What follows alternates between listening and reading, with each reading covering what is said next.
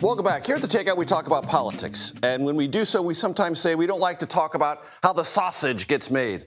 Well, my next guest is more interested in how sausage gets eaten, even arguing that its consumption might be able to fix a, quote, fund deficit here in America.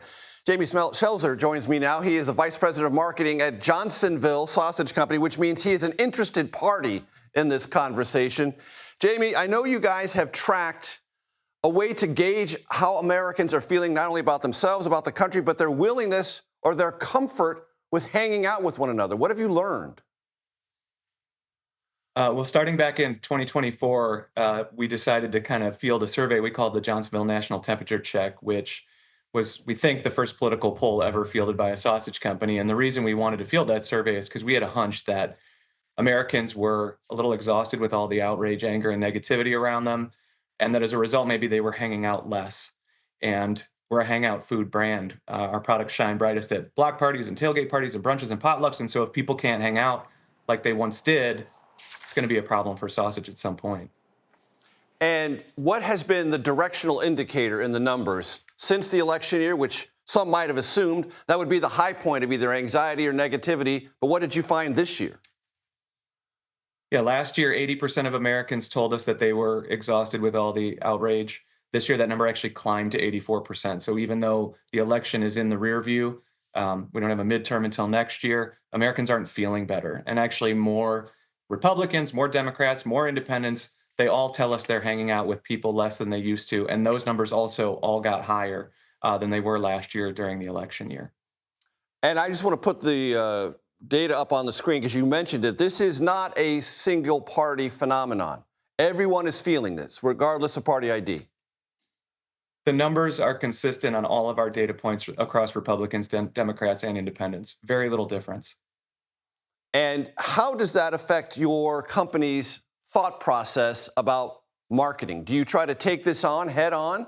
And if so, in your debates about whether to do that, did you get any suggestions that might be at the margins harmful?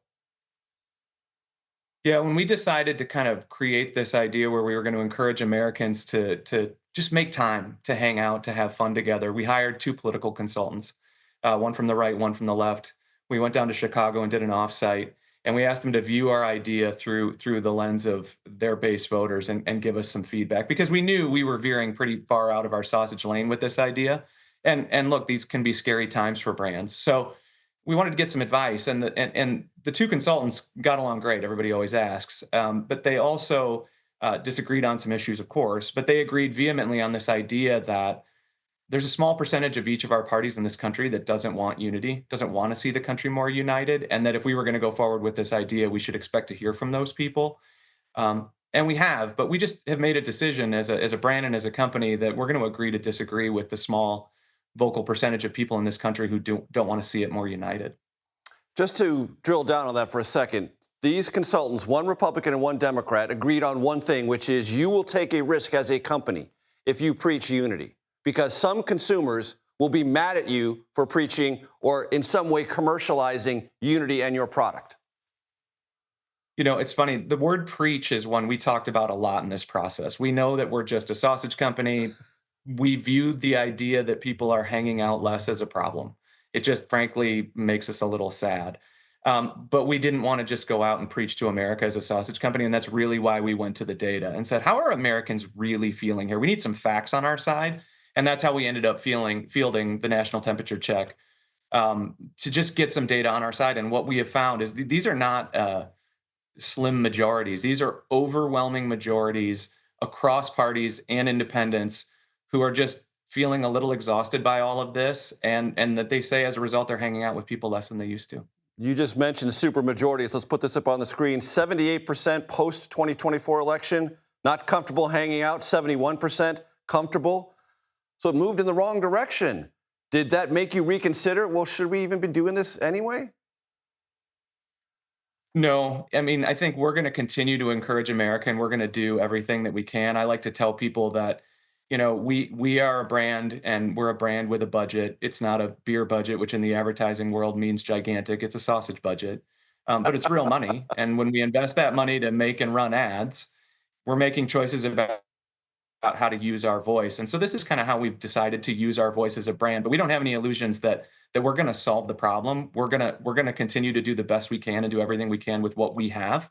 But frankly, we could use a lot of help in this endeavor. I saw the footer before I came on that sausage saves America. Honestly, Major, that feels like a lot of pressure. We know we can't do this by ourselves, but we're going to keep doing everything that we can.